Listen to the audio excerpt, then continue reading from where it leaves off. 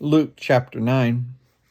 When Jesus had called the 12 together, he gave them power and authority to drive out all demons and to cure diseases, and he sent them out to proclaim the kingdom of God and to heal the sick. He told them, "Take nothing for the journey, no staff, no bag, no bread, no money, no extra shirt. Whatever house you enter, stay there until you leave that town.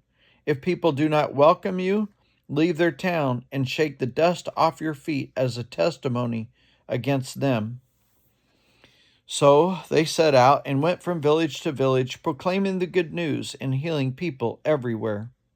Now Herod the Tetrarch heard about all that was going on, and he was perplexed, because some were saying that John had been raised from the dead, others that Elijah had appeared, and still others that one of the prophets of long ago had come back to life. But Herod said, "I beheaded John. Who then is this I hear such things about?" And he tried to see him. When the apostles returned, they reported to Jesus what they had done. He took them with him, and they withdrew by themselves to a town called Bethsaida. But the crowds learned about it and followed him. He welcomed them and spoke to them about the kingdom of God, and he healed those who needed healing. Late in the afternoon, the 12 came to him and said, "Send the crowd away so that they can go to the surrounding villages and countryside and find food and lodging, because we are in a remote place here." He replied, "You give them something to eat." They answered, "We have only 5 loaves of bread and 2 fish, unless we go and buy food for all this crowd." About 5,000 men were there. He said to his disciples, "Have them sit down in groups of about 50 each." The disciples did so, and everyone sat down. Taking the 5 loaves and 2 fish, and looking up to heaven, he gave thanks and broke them.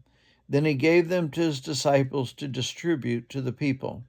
They all ate and were satisfied, and the disciples picked up 12 basketfuls of broken pieces that were left over. Once, when Jesus was praying in private and his disciples were with him, he asked them, "Who do the crowd say that I am?" They replied, "Some say John the Baptist, others say Elijah, and still others that one of the prophets of long ago has come back to life." "But what about you?" he asked. "Who do you say that I am?" Peter answered, "God's Messiah." Jesus strictly warned them not to tell this to anyone. And he said, "The Son of Man must suffer many things and be rejected by the elders, the chief priests, and the teachers of the law, and he must be killed, and on the 3rd day be raised to life." Then he said to them all, "Whoever wants to be my disciple must deny themselves and take up their cross daily and follow me. For whoever wants to save their life will lose it, but whoever loses their life for me will save it. What good is it for someone to gain the whole world and yet lose or forfeit their very soul? Whoever is ashamed of me and my words, the Son of Man will be ashamed of them when he comes in his glory and the glory of the Father and of the holy angels.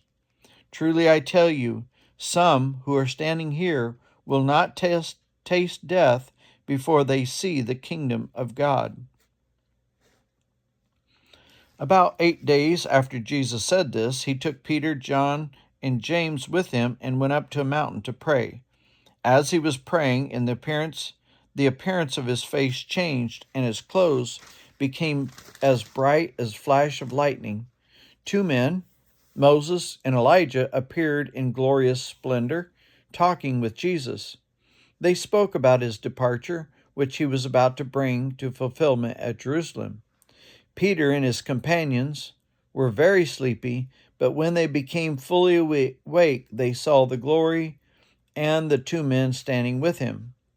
As the men were leaving Jesus, Peter said to him, "Master, it is good for us to be here. Let us put up 3 shelters, one for you, one for Moses, and one for Elijah." He did not know what he was saying.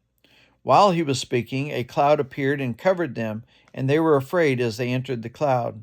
A voice came from the cloud saying, "This is my Son, whom I have chosen. Listen to him."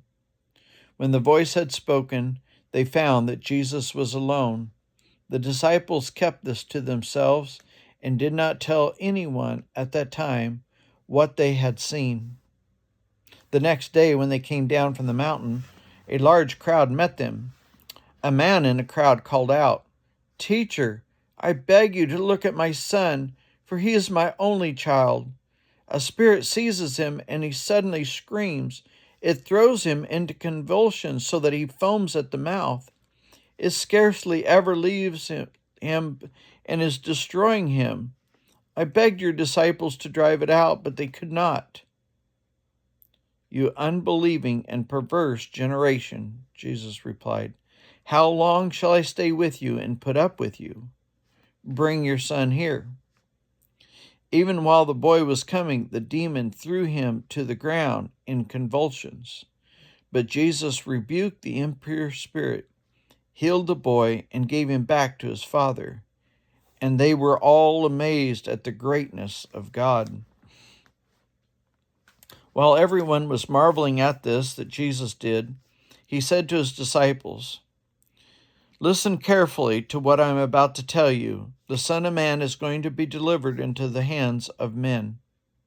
But they did not understand what this meant. It was hidden from them so that they did not grasp it, and they were afraid to ask him about it. An argument started among the disciples as to which of them would be greatest. Jesus, knowing their thoughts, took a little child and had him stand beside him.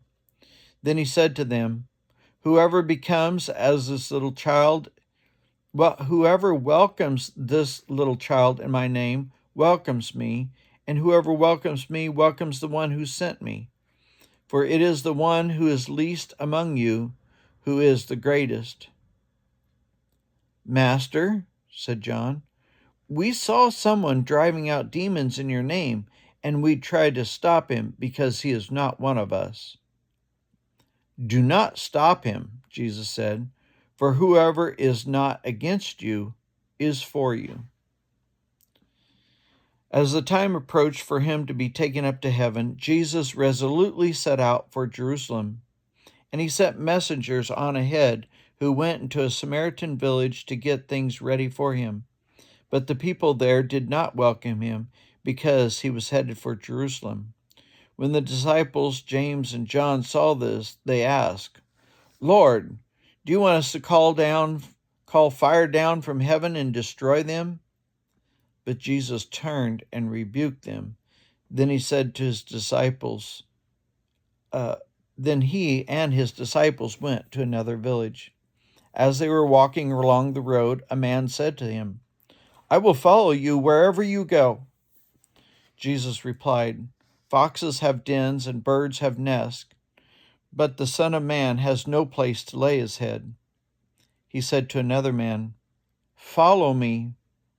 But he replied, "Lord, first let me go and bury my father."